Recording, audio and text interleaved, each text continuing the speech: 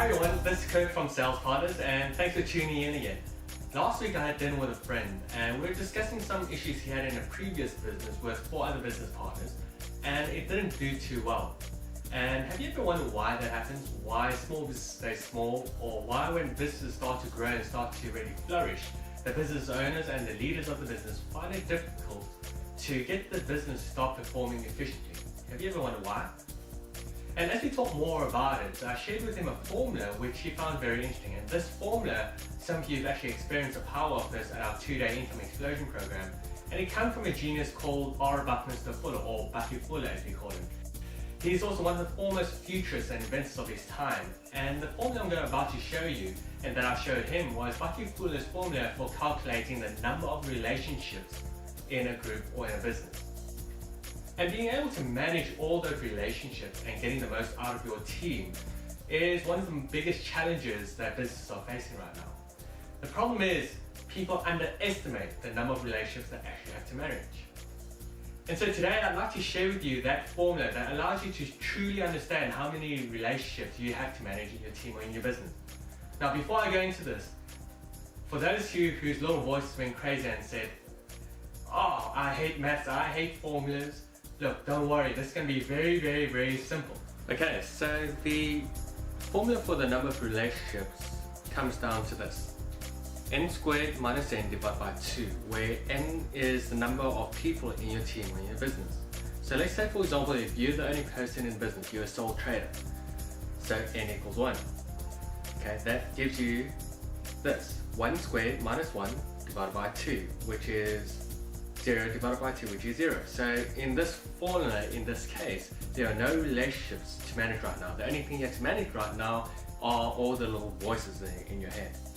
Let's say, for example, you've got all your sales up and you brought on another person in the team. It could be another assistant or another salesperson.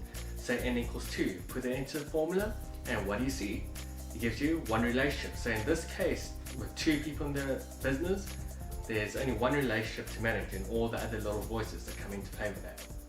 Let's say, for example, you've brought in this superstar of a salesperson and the salesperson ramps up the business to such an extent that now you have the cash flow to actually bring in 3 other people. So now you have 5 people in the business, maybe a marketing assistant, a full-time secretary, and maybe an in-house accountant. Put that into the formula and what do you get? Where n equals 5, you get 5 squared, which is 25 minus 5, which is 20, divided by 2 is 10. So now you have 10 different relationships you have to manage in the business. So if you can see right now, by comparing 2 to 5 people in the business, the number of relationships that you actually have to manage doesn't just double, but it totally expands exponentially. Let's say, for example, now you have 20 people in your business. Put that into the formula and what do you get? 190 relationships. Crazy, right? That number of relationships you have to manage at this point is 190, and the number of little voices is even higher. Okay, so you can see even at this stage of having 20 people in the business, this can where all the chaos starts. Let's say, for example, you have 100 people in the business. Okay, you're going really well and you're getting much bigger. Put that into the formula and what do you get? You get 4,950 relationships. So as you can see, the more people you bring into the business or into your team, the number of relationships and the number of little voices that you have to manage goes up exponentially. Now that may scare some of you, but there's a few things you can do to keep those relationships intact and working well. Firstly, you need to learn how to manage your own little voice and also learn how to manage the little voices of your entire team at once.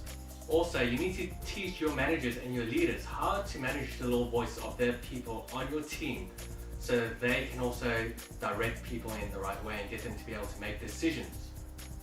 Now, also what you need to do is you need to put a code of honor in place, put some rituals and communication systems in place to govern the behavior of people within your team, so you don't have to have this chaos that a lot of organizations are finding out right now. So I hope you found that useful.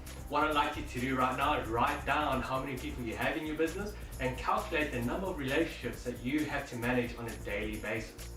Okay, and write it down in the comments down here, and I'd love to see how many that is that you have. And make sure you subscribe to our channel for more exciting videos. So until next time, have a great day.